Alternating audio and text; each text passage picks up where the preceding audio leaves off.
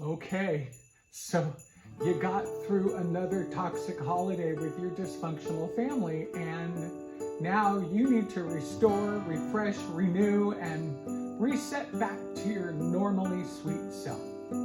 Trust me, I know how that goes. Let me share some things that have worked for me. The Narc Ninja, bringing you the tools and tactics to heal and deal with users and abusers. And now the Narc Ninja himself, Christopher Fairchild. Howdy ho, and welcome to the Narc Ninja channel, where I share my road-tested Narc Ninja approved tools and tactics to heal and deal from and with narcissistic and toxic abuse. So this is the third and last video in a short series about surviving those challenging holidays with some family members that may be a bit on the toxic side. I want to start out today by sharing what I believe to be a fact, a psycho-emotional and metaphysical truth, and that is energy's real. And there is a lot of energy out there, and it's not all healthy and positive. Some of it is toxic, whether it's the frenzy of Friday night freeway rush hour, or the agitation and frustration and sometimes outright hostility at an overly crowded mall store closing in 20 minutes on Christmas Eve. You can take on some really crappy stuff from people you haven't even personally spoken with. Imagine what you can have transferred to your dear self from your own family members who you do talk to. And if it's a holiday, we're usually talking about several concentrated hours of togetherness. And when some things are said at the table that are beyond, agreeing to disagree about facts, but are in fact issues against your own personal values and morals, like racism, sexism, bigotry, for instance. And yet you bite your bleeding tongue and go along to get along for just one more damn hour until you can get in your car. It can take a bigger toll on you than you may even want to admit to your sweet self. This is a powerful choice point where you can choose to proactively take a day or two to mindfully remove that energy from your space and restore yourself this time. Why we're not taught in our culture to give ourselves any compassion is so beyond me. Self-soothing, self-care, and self-compassion are three of the most important practices for healing that I know of. So let's start with the first thing I shared in the video, in the before plan video of this three-parter. And that was setting up ahead of time to have a call, or it could even be a visit, or a coffee somewhere with a trusted friend you feel safe with to just decompress. And even hearing this, I know many of you are already thinking of what friend you would choose for this part of your healing post-family holiday. If there's anything I would add to this, I would say pick a friend with a great sense of humor if you can. Laughing is one of my favorite and very powerful healing tools.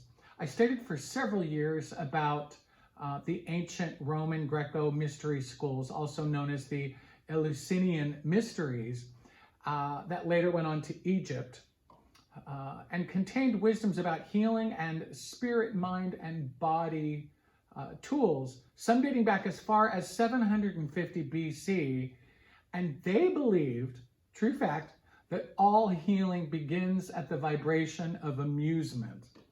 I guess you could call that the original idea long before anyone had ever heard that laughter was the best medicine. This decompressing time with your friend is great if you do have that available, but there's so much more you can do. This unconscious energy in your body, ultimately, it does not belong to you. If you watch the first two videos of this three-parter, chances are you did some of the Narc Ninja tactics to help you get through the day. That said, you could still use a day or two even of recovery and self-care. You could consciously process the fact that you were invalidated or cornered about a subject by the narcissist that gets you triggered every year. Or maybe it was something that was said, or sometimes it's what's not said that can get to you. Chances are, if you're watching this, then you also are an empath who already takes too much on when it comes to other people's energies. I remember what used to get me was the nonverbal stuff. Like, maybe I would share some great thing that had happened for me, and just seeing that subtle side eye and that silence that followed.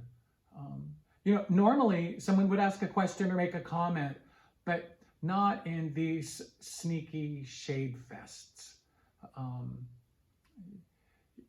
And you can't call it out on paper because nobody ever said anything bad. But you still feel that hot poker in your chest. And that silence can stab you in the heart, reminding you once again who they never, ever will be. Try as you may have, they never did have what you needed, what you deserved. And it is unfair. It isn't right. And it can wear all the masks in the world. Even something like, being withholding is actually abusive. It is emotional violence against you, and it's so unfair, and no one can do it like family. It's one thing to be bullied at school. It's another thing to be bullied at Christmas dinner with your own family. I am praying that you did do the before work and did things like embrace radical acceptance. Only a Narc Ninja could emotionally balance on one big toe while peaceably refusing to respond to all the jackassery with anything other than glowing neutrality. And may God bless all of us. All of that, if we did do our homework, we made the intelligent choice to not participate in the negative stuff. And in the moment, that means we decide to keep it zipped and not say what we're really thinking or what's in all sanity should be said, because we already know that's exactly the trap set. Those lures waiting for us to fall in. This time, if you didn't take the bait, congratulations. You are an official badass Narc Ninja boss. It also means you may feel frustrated, unresolved, and unheard with all those undelivered communications you stuffed in the name of holiday peace. That you may also be filled with other energetic emotional toxins from the event, like the annual grief of realizing once again who they never will or can be. It's a quiet grief that can linger in your heart. It's an understandable outrage at the blatant disregard for truth, what's fair, or what is, one more dig disguised as concern, or one more, are you kidding me, with this gaslighting rewrite of history. The good news is, I do have a few tricks for you. There are some easy ways to move that energy out of your space more quickly. Let's start with a bit of metaphysical, holistic, and spiritual things to know here. For one, if you can't name it, you can't claim it. And if you can't claim it, then it owns you. So every time you come home from visiting your dad, let's say, and you leave with that dull ache, sort of bread roll of low-key depression in your gut, that is to you, once again, actually trying to heal your dad. This time, instead of just feeling that old thing, give it a name. Can you imagine its shape, its size, its color? Where in your body do you feel it? This is where our own sensitivity and our deep awareness and our imagination can really come into play. Kids with cancer participating in dynamic play therapy sessions are asked to draw their cancer. What color is it? Is it a monster? What's its name? The more specific you can be in this exercise of visualizing, that residual emotional sort of hangover after seeing your family, or NE, narcissistic X, the more power you will have to move it around in this quick visualization exercise. And when you come away from somebody's bad juju, and it's in your space, in your energetic field, if you will, and you don't have any tools, then you're just at the effect of the yuckiness, and you'll just have to wait for it to just fade away on its own. This is much quicker, and on top of that, you are being proactive. And proactivity, I think, is the powerful antidepressant that doesn't have any bad side effects. You are large Marge in charge of the barge. Instead of being hyper reactive, like most of us post-trauma, you are choosing to be proactive and use some self-therapizing visualization tools to clear out and reclaim your personal space. So I need you to get comfortable. Make sure you have a few minutes to not be interrupted, and you can pause here until that's available. Okay, are we good? Can we go? Okay, I want you to just close your eyes and become aware of your breathing. Take some nice, slow, deep, cleansing breaths as I share this exercise with you. This exercise is called blowing roses. It's an ancient tool with a couple of modern revisions to remove any energies in your space that you may have taken on. This ultimately, is energy that doesn't belong to us. So when you're ready, I want you to just close your eyes and imagine a great big rose floating out in front of you about 5 feet. It can be any color, shape, or size. Once you've imagined your cleansing rose, I want you to do a quick search, locating some icky feelings that are still lingering in you from your visit. Maybe some feelings of not being heard or validated. Maybe somebody was projecting their stuff onto you. Maybe some jealousy or resentment that wasn't spoken, but you felt it just the same. Okay, start imagining that you are collecting up all of those feelings, all on your inside. And once you have some collected, I want you to take another long cleansing inhale and imagine that all of those bad feelings are being pulled into your breath as you inhale. And when you're ready, I want you to exhale all of that stuff out of you into your cleansing rose until the rose is all filled up. Your rose may now look like it's full of dirt or junk. It may be bigger now. It may be a different color. It's okay. Once your rose is all filled up, I want you to imagine that you're holding a cartoon bomb in your hand. And now I want you to imagine lighting that fuse, and then I want you to roll that bomb under your rose. And at the count of 3, we're going to clap our hands and we will blow that rose up. 1, 2, 3. Okay, that was a loud clap.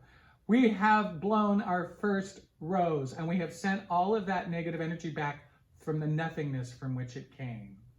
And just so you know, you can sit anywhere at any time that you start to need to move energy out of your space, and just blow roses until you feel neutral. You can even blow roses on physical pain. And what's really crazy to me is we're not taught these kind of tools for processing our emotions or self-soothing in our regular lives. The other things to consider for your aftercare may be to have scheduled some body work, to take a walk, especially by a large body of water. All water is so good for you today. Drinking water, having the sound of water, like a fountain playing, taking a healing bath with some essential oils. Self-nurturing is so good today. Whatever that is for you. Some of you may be familiar with the Chakra System, and your communication center is the throat chakra. And chances are yours could use a little love today too, since maybe you weren't able to speak your truth at the event. Many call the throat chakra the chimney for the heart, because it's out of the heart that the mouth speaks. Today may be a really good day for singing, chanting, oming, vocalizing in some way, just to clear that all out. And you know, feelings that are not expressed become symptoms, and we don't want that for you. Expressing all of that unconscious energy out of your sweet space may be done in many dynamic ways: writing, breathing, breath work, singing, working up a sweat, dancing, pillow screaming. Do you know about this? This is where you scream it all out in a safe space into a great big pillow. Crying, laughing, painting. They're all great, healthy ways to move that stuff out of your space proactively like a badass Narc Ninja boss.